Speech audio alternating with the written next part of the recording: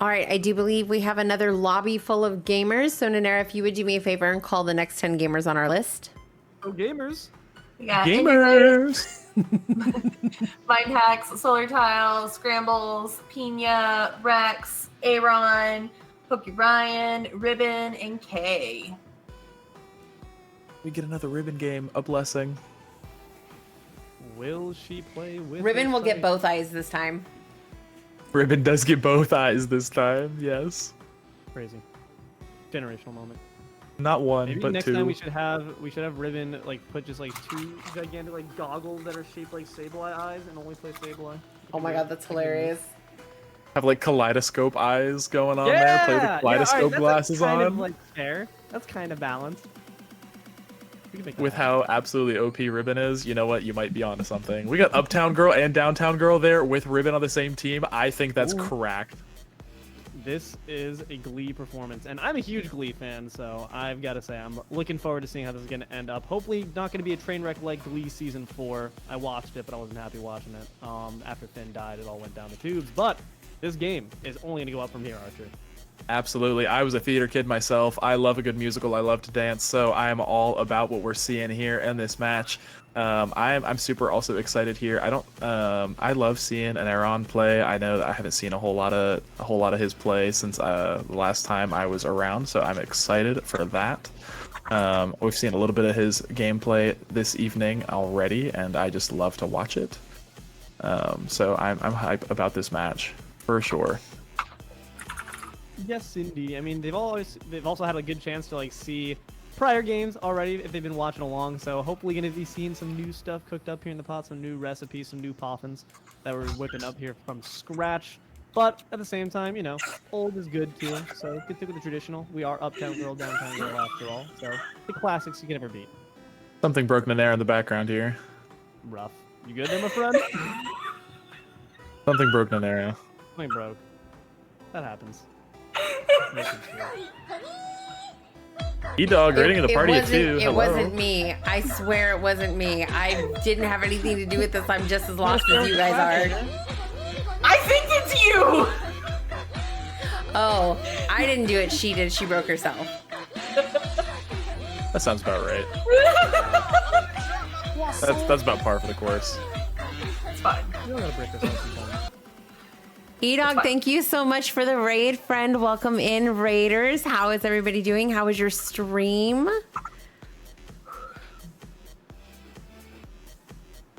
Wait, Dungeons and Dragons?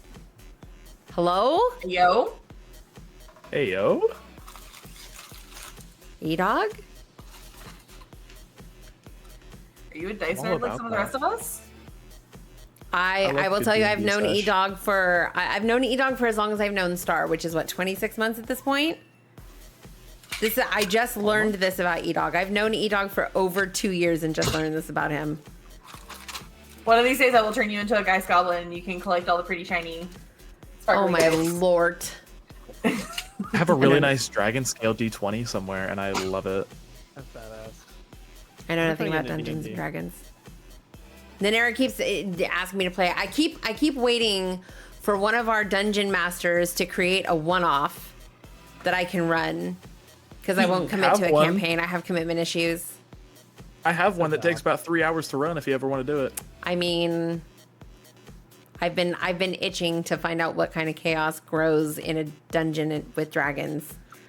I'll hand it off to Solo and we can run it. I don't know if I can handle both of you.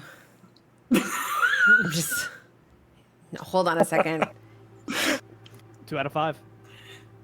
You might be able to. 2 out of 5. I don't know. No. I didn't say that. That's fine. Moving on. All right, we got gamers. Let's go. Okay, bye. Let's get into it. So, question is, how many will be having problems below the belt today? Archer, I'm curious to know. You know, I feel like we're all going to be on point today. I feel like we're all going to be sitting here. We are going to be protecting ourselves and ready with all the additional things that we need. We got the big support here from the Clefable already getting pre-picked here a little bit as the bands start dropping down. The A9, no freeze today, so we don't have to worry about getting cold and turtling up a little bit. So none of that have to worry about here. Don't have to have that on the field as we do see the Umbreon ban as well. So no mean looks to go ahead and turn us off from the all sorts of fun going on here. But issue is we might have safety in the form of Fable, but we don't have pleasure in form of Astroglide. Gonna be a bit of a dry time here, so might be an issue in that case. Chains and vines and whips? No, not quite. We're staying vanilla. Lame. Definitely lame indeed, but maybe not anymore. We do see some potential mime action here. Going to go ahead and spice things up a little bit as they do get the power swap all the chains here to go ahead and connect him to all his friends. As we do go ahead and see that dropped onto the field, as we do see the big solar blade as well. Going to go ahead and lay all the pipe here as we drop on our Clefable as well. I love it, love it. Absolutely, and now it's gonna be. I was about to say if it's Gardevoir, I wasn't gonna make a joke. That's too close to home. But it's gonna be Espeon instead. I don't know. I'm out of him. Archer, give me an innuendo. Anyone, toss it. Well, we do see the Blastoise about to make me blast here as we see the Espeon pick down on the field as well. We're going to go ahead and potentially see a little bit of another tree action. Going to go ahead and hammer down all the wood. We love to see that here today as we do see Lucario drop as well. Another one of our 34 superstars, if you know what I'm saying. So we do go ahead and have that pick here as well. Love to see that. Love to see that. We got our mascot on the field too. Mascot Pikachu. Hello. Are we going to see a Pika game today? I love it. Chest will certainly be pleased. Man, it is an art to watch you weave these innuendos. Everyone claps up for my man Archer. But excellent. Oh, Tyranitar! I love me a Tyranitar. I have yet to get to see T-Tar in this day and age, and I've also yet to get to buy that one that's on my hit list because that character looks so much freaking fun. Gonna make it absolute hell for Lucario if you try to step into range. It's gonna be really difficult to try to deal with those assassinates, as well as the funny bird makes a return. Deep throating as much as you can go. We love the funny bird. As far as T-Tar goes, though, that is a little bit of a worry, in my opinion. We do see we've got the Uptown Girl here on the Mime. Might be able to go ahead and get them built up nice and quick there in lane. Or maybe if they do end up going into that jungle, the one thing with T-Tar you have to be worried about is that it doesn't really get online until level 9. It takes all sorts of time and patience to get that character online, but once they do get fully evolved and leveled up, they are a real menace to deal with. So we'll see if they can go ahead and get themselves quickly leveled up here as this match starts. It's going to have to take some really precise plays from our purple team to make sure that Ribbon doesn't just lay down all the solar beams here, the solar blades, rather, and get those early KOs to maybe prevent them from getting anything until later on. I mean, though, if there's any story that we can say in terms of history repeating itself, even if you get these late game menaces sometimes to an early start, it doesn't necessarily spell your victory. You still got to play carefully. You still got to execute with caution and precision. Because last time we saw that Magikarp evolve, it was a magical thing, but the game's results weren't quite so magical there for their side. You are absolutely right. It does come down to those in-the-moment plays, those quick reactions, and the player's ability to adapt to what is going on around them in that moment. So you are absolutely right there. We do go ahead and we see the Tyranitar go in there into the bottom lane as we potentially almost saw a little bit of a triple bot lane action going there. It looks like maybe there was a little confusion on who was going where, but that is A-okay. We got the Pikachu at the top lane there. Going to go ahead and potentially prevent those stacks on the Lucario. Always a good pick to lay down those Electro Webs and have something to anti-stack there in that top lane, so that's always really nice. Does look like Ribbon's going to be going for the quick level 4 there too, to go ahead and instantly gank maybe into this bottom lane. Already some quick goals there spat up by Orange team here. Nice work to put on the pressure and hustle early. Might be hustling your way to an early grave zone, my friend. Not if Leafeon's got anything to say about it, though. Gonna be absolutely two-stepping on him. Doesn't even have the Unite move. Absolute piggy! You greedy fairy! How dare you eat their berries and milk? Just not even Christmas, but Santa Claus coming down to ruin your day. Eat all your food, not even gonna leave any presents. Absolutely. We saw a little bit of a little wholesome action there as Mime and Kramer, they split the berries there at bottom. They were just like, they were having a little feast together. It was like Thanksgiving all over again, except, you know, with a little bit of murder afterwards, just like actual history. So we're going to go ahead and we're going to see Tyranitar is almost getting himself at level 6 here as we go ahead and not quite getting the XP that he needed to get that 6 mark, as our good old friend Mime is pushing everybody into the wall. I hope there's consent.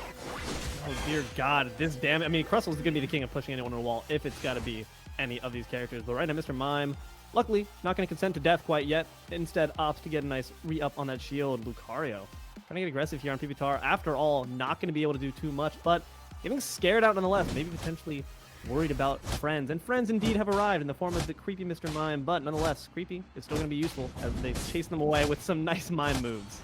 Oh my goodness, that was like terrifying there for a moment. Did you see the way Uptown Girl literally just stood there menacingly? That was terrifying. I don't blame Lucario at all for not moving into that. That was super scary to watch as they do go ahead and they get the wall down. Huge push, gonna go ahead and get pushed there into the get KO, but Ribbit does pick up the little bits of dirty laundry left there behind by the Mime. We do see some extra greedy scores here dropped in by the Clefable, dropping in on this Espeon as they do go ahead and walk away. I mean, Mr. Mime might have gone down there, but it's a huge moral victory and a huge mental victory, too, because I wouldn't want to step to that character at all. If I'm the opposition now, how menacing that was. Right out the damage dropping in and the goals as well. Nonetheless, going to have to take that walk of shame back home to Pokemon Center. Unfortunate there for Leafeon, but not before dropping in some points. The dive, you're going to be taking a dive right back to the afterlife as well. Purple now have a chance to try to put a few goals up, but Purple says, follow me instead, and Lucario going to try to lead them back to salvation, that being heaven. Because unfortunately Squirtle not trying to go there quite yet. Still hasn't evolved either. But 3 minutes already down. A bit rough here for the poor turtle. It is a little rough here for the poor turtle. He's just not allowed any sort of scoring or secures on these XP from any of the wild Pokemon around. A really huge play here from the orange team to keep them from finally now getting that war turtle here at the 7-minute mark as the Reggie spawn. Gives them a huge XP lead as they jump into this fight. Having almost 3 levels over some members of the purple team is a huge stat advantage that's going to push into this fight here as the bottom siege begins. And now it begins indeed in earnest. Decent damage here in the Horn Leech on Trevenant. The Wood Hammer is not going to be hammering quite enough to get the fall hit there. Hits the guitar, but can be restored by the shield and blocked out a bit of Thunder, doing big damage there. The Fable might just be the sacrificial lamb left at the altar, unfortunately. It says follow me. That's already what they were doing, my friend. And now going to follow you back to your grave. Excellent work there. And now uncontested goals here being put on once again. Finally, Pupitar going to lay down something here for the purple team. Absolutely, as that huge Tyranitar Unite comes out and just deals all sorts of damage, getting those executions down there, allowing them to get that bottom goal finally. Really nice positioning there from our purple team. Even during that fight, they were able to stand just on the very edge of that goal and lay down some points, allowing them to finally get that Tyranitar evolved and online. Does look like Ribbon's going to go ahead and be able to secure that in the back, though, allowing them a little bit of pressure here in that top lane to go ahead and maybe extend the lead that they've brought up here on the purple side, or on the orange side. Mentioned it before at the desk, and now we're mentioning it now. Tyranitar is up. This is their chance to make that comeback, and they're already doing so in earnest. You see Blastoise being an absolute terror. When did you grow up so fast? I'm so almost brought a tear to my eye how quickly that Squirtle grew up. But unfortunately, the tears coming down from Orange, but from Pain instead. Pikachu going to be feeling it right now. Thanks to Lucario, one down already. Mr. Mime going to be sent back for revenge for earlier, and Blastoise as well. That shell going to make some turtle shell soup real quick. Tyranitar will be fallen as well. The Monarch has been dethroned, and now Orange is back on the assault. Orange team definitely back on the assault, moving into their jungle, saying these are our buffs today. This is a communist society or socialist, whichever your decision there is. With the amount of terror being rained down from Orange team, it might just be the former as they go ahead and lay in all of that Tyranitar damage there. Shields don't matter when you're Tyranitar because that is true damage raining down on you. As we go ahead and we see this tree going to go ahead and try to make a little bit of a push here and save that Cramorant, but that is a huge KO there as well, as the orange team is going to try to go ahead and get some damage onto this Regirock, but Tyranitar says, no sir, not today, that belongs to me. Step off my rock. Thunderstorm, they're going to be picking up Leafeon. Hydro Typhoon drops as well just for a bit of extra damage. No one else is quite around. Mr. Mime terrorizing Lucario once again. No matter if you go to sleep or if you win this game, you will be having dreams and nightmares of this character. And now we'll have to worry about anything as they take the long sleep, courtesy there, Tyranitar. Now, Reggie, already everything picked up. They're going to keep on moving, but no time as Mr. Mime tries to step up, secure some gold. They haven't been able to drop it. Blastoise might get dropped first. Razor Leaves are down, going to be picked right back up. Trevenant finds that kill. Nice work there, Wood hammering away, trying to chip at that health bar. The Fable goes down, but they still weren't able to make much off it in terms of score. Absolutely, those huge executions there dropped from the Tyranitar Unite as well, able to keep that push alive just a little bit longer as they do go ahead and say, your shields do not matter to me once again, getting these huge KOs even through the Wooden Hammer here on the side of that Trevenant. It does look like the Follow Me is going to reach it just in time to KO the Mr. Mime, but Tyranitar says, you don't get to walk away for free. I'm going to make sure that you regret the day. But you know what? It's again the issue we're seeing. 3 minutes left, 106 to 211. Tyranitar has been doing damage, has been up, but we haven't been converting it into actual score. We need the genuine positional advantages. We need to see tangible victories here that Purple can capitalize on. Regieleki might be the start. It definitely might be the start here, as they've been making those team fights work, but it just hasn't translated into the score, as you were saying here. Looks like Purple Team is going to potentially get this Lucario out of position just long enough to go ahead and get the KO and maybe start this ball rolling here, as the Mime heals are staying there on that Blastoise, making sure all that the CC gets laid down where it needs to go. Ribbon looks like it's coming around the corner here. She almost gets up in time to go ahead and steal it, but isn't quite able to. Just going to go ahead and wait there for those goals to get dropped and maybe get a KO on the backline onto this Espeon. There it is. Uptown Girl gets taken down to the pound today as they go ahead and drop down. It looks like Tyranitar is going to be able to pick up that KO and secure this fight for Purple Team. She was waiting, for the longest time. And now Lucario is going to be having to take a time out once again. A lot of kills dropped onto the side of Orange. Once again, a lot of KOs, but we're not converting it enough. They're still up ahead somehow. Cramorant, you can see the reason why. Diving back, you sneaky little duck. Tyranitar gonna wag their finger at him, but they're not Clefable, so they can't actually make them follow. Instead, gonna try to just pick up a berry right out of the hands of the poor Blastoise. We go ahead and we see this final stretch begin here. It looks like Orange Team is in a little bit of a better prepared position here as they get themselves ready to bush check there, and Aron getting ready to go ahead and try to drop that Wood Hammer in, but to find nothing there in their bush. Does mean it's a little safe for them for the moment, as that Trevenant's looking for something here, but it looks like a little bit of a coordinated attack here from the Tyranitar. Going to go ahead and get an early drop onto that Trevenant. What a huge opening KO into this team fight. Got the Hydro Typhoon, getting a whole bunch of big Cowabunga indeed, as the Tyranitar is able to capitalize on that crowd control and get some huge KOs here. Everybody walk your dinosaur. Mime's got the leash as they go ahead and drop in all that damage, ripping into Ray as this fight extends a little bit longer here, as they've got just a little bit longer on that health bar. Mindhack's going to try to jump in there, gets the dive KO onto the Blastoise, but will it be enough to go ahead and maybe secure from under the hands of this Tyranitar? That is a huge boulder, gets dropped, and the Pikachu gets the KO, goes ahead and drops the extra little bit of damage they needed to secure. It looks like they're going to go and potentially score here before that shield does get dropped from the Pikachu, but it doesn't matter. Tyranitar is running towards that tier 2 golden bottom. This is the fight we need to see. You know what? Hey, they bided their time. They knew this was going to be the most powerful. Now they take the lead. The question is, can Orange find a way to counter right back? It's 297 to 261. You have to imagine Orange knows they're still in this, but not while they still have those shields. Emerald 2-step, we're dancing on them now, and it's not even Mr. Mime. Gonna find the first KO there onto the Clefable, and Wood hammered away. Nice damage there on Mr. Mime as well. Tyranitar, not the tyrant he used to be. Autocracy is over. The funny bird reigns supreme. Espeon on the fritz and also going to be taken out. This could end up being bad here if they can get down to this tier 2 goal in time. They baited out the dance a little bit there from the Purple Team as they are walking up towards that home base goal. Ribbon almost able to get just a little bit of time bided there to go ahead. We can see the Pikachu Unite drop down just long enough to prevent any score, because Ribbon isn't quite able to get to the top in time. Does look like the Purple Team is going to be able to just by the skin of their neck able to hold on just long enough to win. That was so freaking close, man. It was so close. You can see that bar load, and you know Rivenchu wanted to get it up there. They had sight. She could see the victory, but unfortunately, even without a blindfold, she couldn't reach it. There's just not enough time. There were only a couple of seconds left on the board. If they had been there just a couple of seconds sooner, they could have turned that around for their team. A huge, close call there for Purple Team to go ahead and secure that win. But Ribbon, still the GOAT. Absolutely fantastic showing from everybody. Mind hacks, your cram was crazy. The Tyranitar was absolutely goated. Scrambles in Scrambles we trust. That was fantastic showing. Seeing the Uptown, Downtown Psycho duo here in the Purple Team, that was fantastic to watch. Solar also had a really good lights out play. They're literally turning the lights out with that thunderstorm, making sure to keep everyone on Orange from trying to secure a goal to get their way back in. That's really what allowed it to all ride on Ribbonchu's shoulders, and unfortunately they just weren't quite broad enough to take that weight.